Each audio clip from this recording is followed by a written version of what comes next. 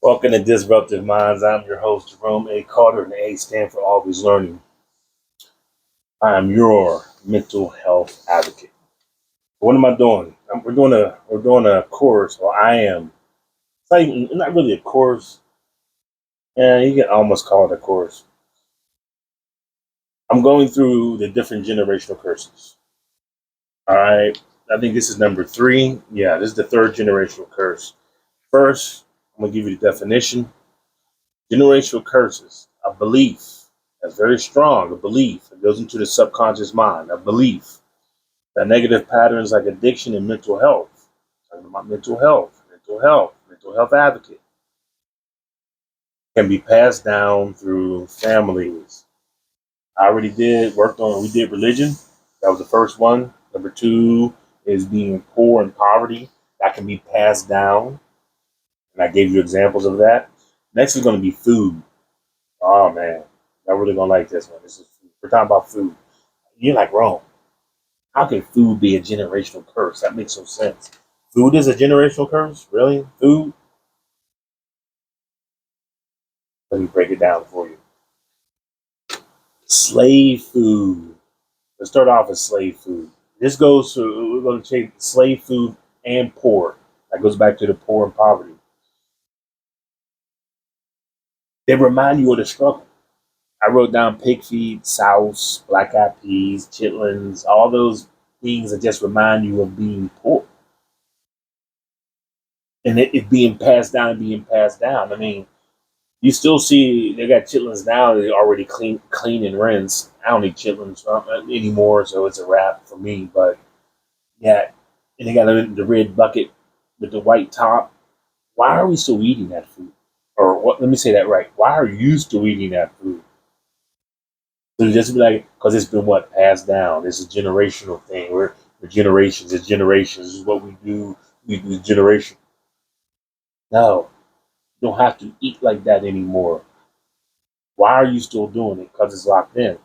Say it's a belief. It's mental health. It's locked in. Peanut butter and jellies. Like me, I don't eat salmon. I don't like salmon cake. I don't like the salmon. I don't. My mom used to always cook salmon. Don't like it. Tuna casserole. Don't like it. This reminds me of struggling. It reminds me of no. It reminds me of no. Just that spaghetti. For a lot of people, spaghetti is a struggle food. Spaghetti is a food that people just eat because they're struggling. It's a food that they can stand out.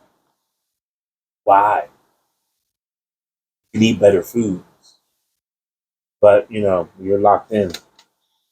Food is also can be. We use food as comfort. That's been passed down, being passed down. Comfort foods. I wrote down like funerals, sad times, boredom. Somebody graduates. Somebody gets out of prison. Just because.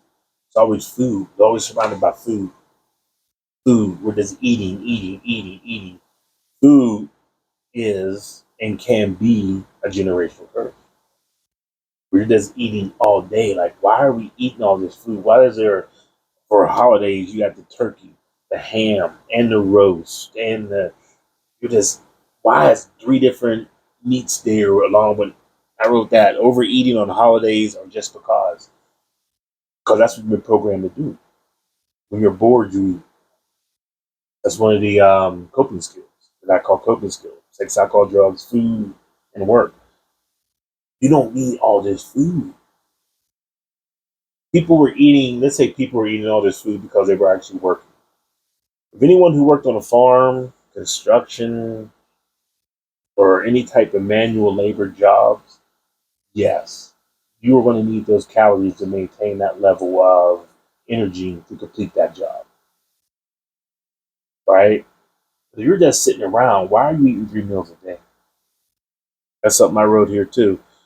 Why are you eating 3 meals a day? You don't work on the farm. You work in the office. Why are you having breakfast?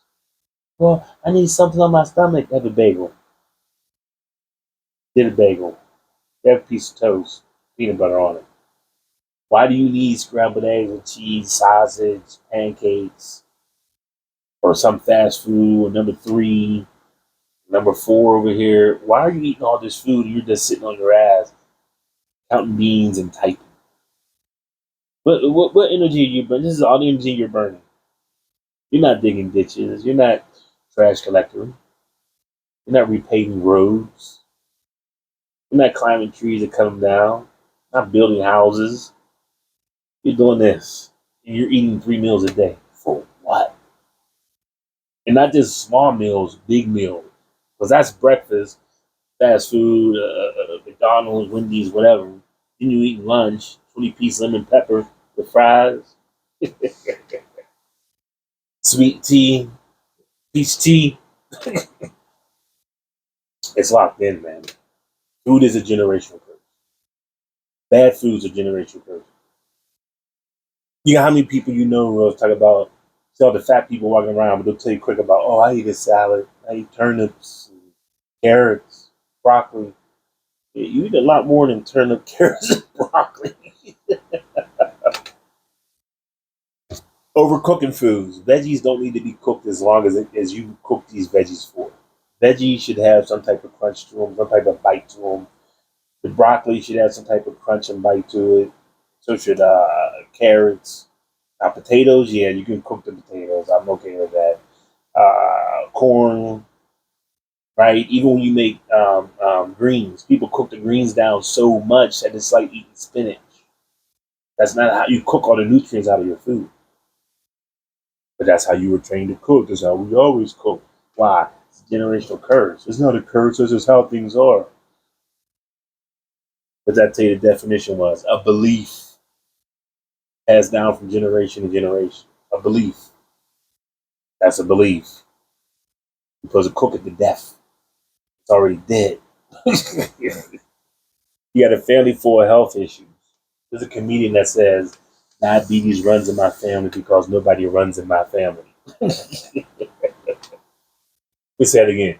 Somebody said that diabetes runs in my family because nobody runs in my family. Nobody's working out. Exercise. That's not a generational curse. Nobody's like, oh no, our whole family exercises and we evolved that early because we exercised to death. You've never heard that being passed down as generational curse. But not exercising, yeah, you can almost say that's a generational curse. People who don't work out, people who don't walk. So I ain't gonna use work with weights. I remember somebody telling me I don't want to use weights because I don't want to look like a man. I'm looking at this chick. You don't look like a chick. People think because they work out, they do a couple laps around Stone Mountain and do some push-ups that they're gonna look like Arnold Schwarzenegger. No. Recognize it takes a lot more, and they should know that. When you're already big, you already know what you're doing. But let's move on. And the older you get, the less food you need. Why are you still eating large amounts of food when you're getting older? If you eat a 20-piece wing and you're 50 years old, that's a problem. That 20-piece wing should last you for at least 2 meals. If you get a 20-piece wing, take out the fries and the drink. Just get the wing.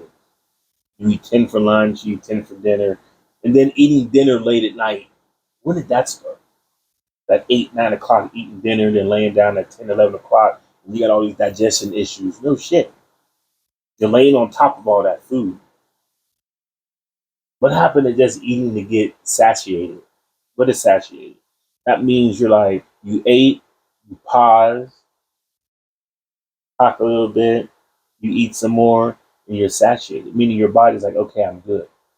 Versus eating to stuff your face or because you learn through that poverty, like I talked about in the other video about poverty, you eat everything on your plate. What about the starving children in Africa? So we're so used to eating everything because our mindsets, because of our generational curses that told us we have to eat everything because, poverty. That spills over into food. See how all these things are linked together? Spills over for religion, spills over into that. You're going through these things, don't even know that these things are hurting you, and you're just like, Breaking generational curses. You got to click the link. You got to buy generational curses. This is the free information. You got to invest in yourself. You don't want to invest in yourself? It should be free. Cool. Go online, look it up, waste that time. Or you can go click the link and boom, get it and start working on it. It takes 66 days for a routine to become a habit. 66 days. And that's if you're doing it consistently. If you break after 10 days, you got to start over. You may go a month, you stop. You got to start over. That's why I can take up 66 days up to a year for you to get this thing right. Process. It is a process. You have to trust the process. Breaking generational curses. The next step above that is called the reset. These are two systems that I've designed, that I've made. They work very well. Very well. They're going to make you focus on yourself.